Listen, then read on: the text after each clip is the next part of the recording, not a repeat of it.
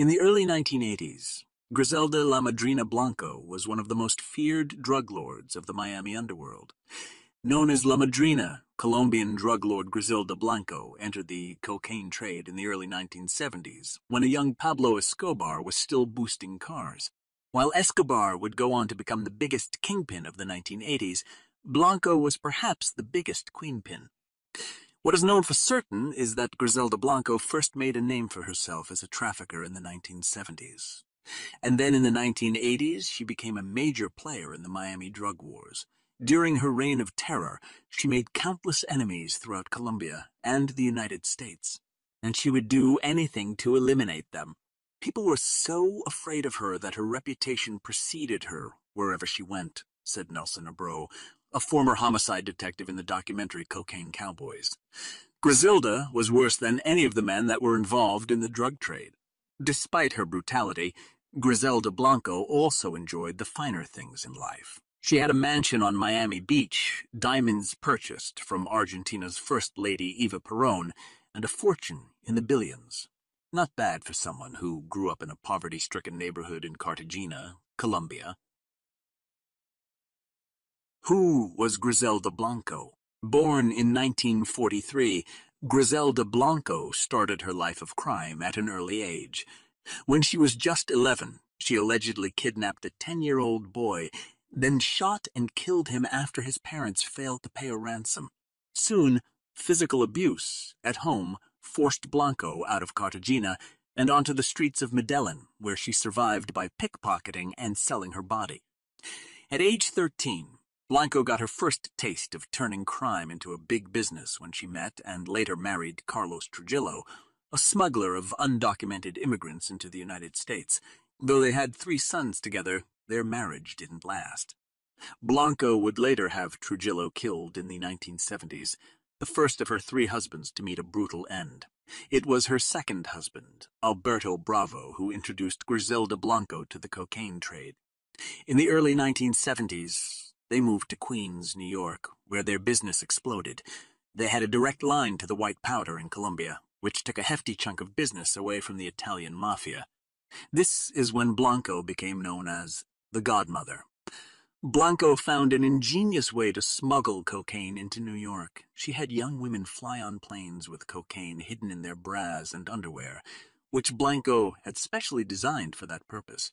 With business booming, Bravo returned to Colombia to restructure the export end. Meanwhile, Blanco expanded the empire in New York, but in 1975 everything fell apart. Blanco and Bravo were busted by a joint NYPD and DEA sting called Operation Banshee, the largest at the time. Before she could be indicted, however, Blanco managed to escape to Colombia. There, she allegedly killed Bravo in a shootout over missing millions. According to legend, Blanco pulled a pistol from her boots and shot Bravo in the face, just as he fired a round from his Uzi into her stomach. However, others believe it was Pablo Escobar who killed her husband. Whichever account is true, Griselda Blanco's autopsy would later reveal that she indeed had a bullet scar on her torso. Upon the death of her second husband, Griselda Blanco earned a new title, the Black Widow. She was now in full control of her drug empire. After the bust, Blanco still sent cocaine to the United States while running her business from Colombia. In 1976, Blanco allegedly smuggled cocaine aboard a ship known as the Gloria, which the Colombian government had sent to America as part of a bicentennial race in New York Harbor. In 1978, she married husband number 3, a bank robber named Dario Sepulveda. That same year, her 4th son, Michael Corleone, was born. Having taken the godmother mantle to heart, she apparently thought it fitting to name her boy after Al Pacino's character from The Godfather. She then set her sights on Miami, where she would later earn her notoriety as the Queen of Cocaine. An early pioneer of the Miami-based cocaine trade, Blanco used her tremendous skills as a businesswoman to get the drug into as many hands as possible, and for a while it paid off. In Miami, she lived lavishly. Homes, expensive cars, a private jet. She had it all. Nothing was off-limits. She also hosted wild parties frequented by all the major players of the drug world. But just because enjoyed her newfound wealth didn't mean that her violent days were behind her. According to some sources, she forced men and women to have sex with her at gunpoint. Blanco also became addicted to smoking large amounts of unrefined cocaine called bazooka. This likely contributed to her increasing paranoia, but she did indeed occupy a dangerous world. In Miami, there was increasing competition among various factions, including the Medellín cartel, which was flying in planloads of cocaine at the time. Soon, conflict erupted. From 1979 to 1984, South Florida turned into a war zone. The first shots were fired on July 11, 1979. Several of Blanco's hitmen killed a rival drug dealer at the Crown Liquor Store in the Dataland shopping mall. Then, the hitmen chased liquor store employees throughout the mall with their guns blazing. Luckily, they only wounded the workers, but massive damage had been done. Like something from the Joker's playbook, the assassins had arrived in an armored delivery van with the words, "Happy Time, Complete Party Supply," emblazoned on the side. We called it a war wagon because its sides were covered by quarter-inch steel with gun ports cut into them, recalled Raul Diaz, a former Dade County homicide detective. With the war wagon ending up in the hands of the police, Blanco would have to find a more efficient getaway vehicle for her hitmen. Often, they ended up using motorbikes during assassinations, a technique she is credited with pioneering on the streets of Medellín. By the early 1980s, 70% of America's cocaine and marijuana came through Miami, as bodies quickly began to pile up throughout the city, and Griselda Blanco had her hands in all of it. In the first 5 months of 1980, Miami saw 75 murders. In the last 7 months, there were 169, and by 1981, Miami was not only the murder capital of America, but the entire world. In a time when Colombian and Cuban dealers regularly killed each other with submachine guns, most of the city's homicides were due to the cocaine cowboy, drug wars of the era. But if it weren't for Blanco, this time period might not have been quite so brutal. Blanco struck fear into the hearts of countless people, including her fellow drug lords. As one expert put it, other criminals killed with intent. They would check before they killed. Blanco would kill first and then say, "Well, he was innocent. That's too bad, but he's dead now." Blanco's most trusted hitman was George Ayala. He later recounted that when Blanco ordered a hit, it meant that everyone in the vicinity was to be killed. Innocent bystanders, women and children. Blanco did not care. La Madrina was merciless. If you did not pay on time, you and your family were eliminated. If she did not want to pay you, you were assassinated. If she perceived that you had slighted her, you were bumped off. Ayala was a willing killer for Blanco, but he drew the line with children. In one case, he stopped his psychotic team members from murdering the young kids of 2 drug dealers they had just killed. Despite this, Ayala inadvertently ended up killing one of Blanco's youngest victims. The godmother had sent Ayala to take out another one of her hitmen, Jesus Castro. Unfortunately, Castro's 2-year-old son, Johnny, was accidentally shot twice in the head when Ayala shot up Castro's car. Then, in late 1983, Blanco's 3rd husband was in the firing line. Sepulveda kidnapped their son, Michael Corleone, and returned to Colombia with him, but he did not escape La Madrina. She allegedly had hitmen dressed as policemen gun him down as her horrified son watched. She might have gotten her son back, but the assassination of Sepulveda soon initiated a war with his brother, Paco. For Blanco, it was just a problem to be solved. But before long, some of Blanco's former supporters decided to take Paco's side, including an important supplier. At the height of her power in the 1980s, Griselda Blanco oversaw a billion-dollar organization that transported 3,400 pounds of cocaine into the United States per month. But Blanco's past was fast catching up with her. In 1984, Jaime, the nephew of her slain second husband, Alberto Bravo, patrolled her favorite shopping malls waiting for his chance to kill her. Despite the number of people who wanted to take her out, she escalated the violence further when she had drug supplier Marta Solderi get Acho killed. Blanco did not want to pay the $1.8 million she owed her new supplier.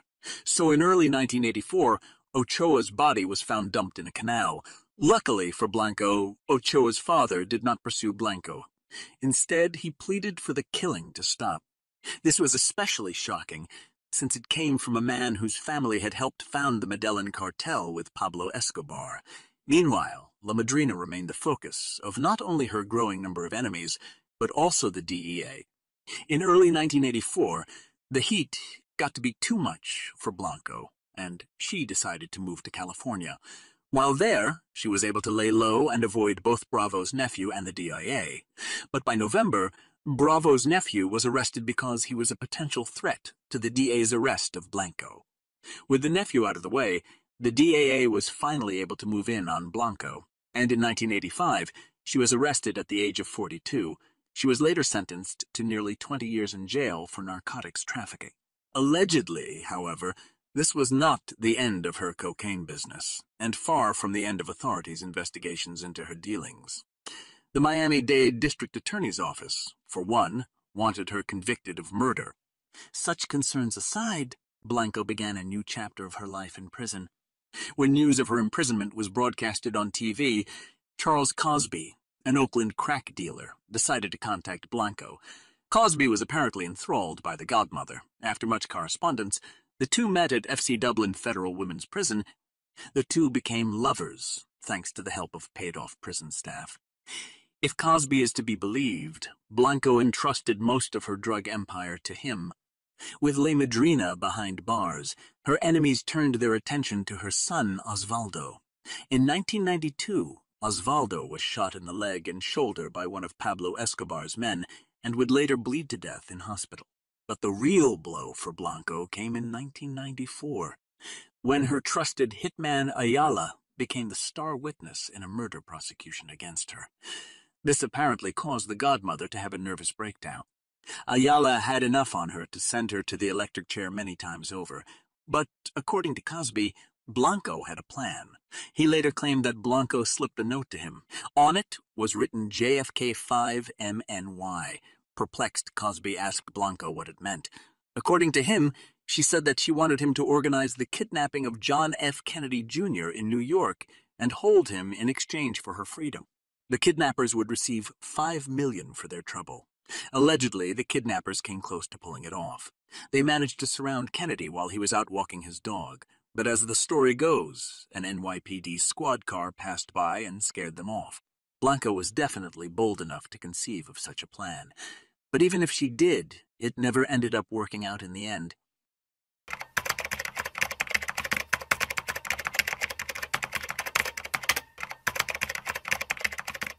With the kidnapping plan having collapsed, time was running out for Blanco.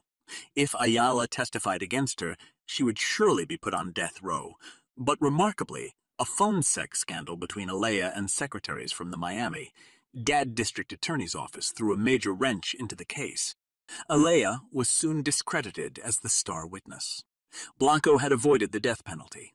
Later, she accepted a plea bargain, and in 2004, La Madrina was released and sent back to Colombia.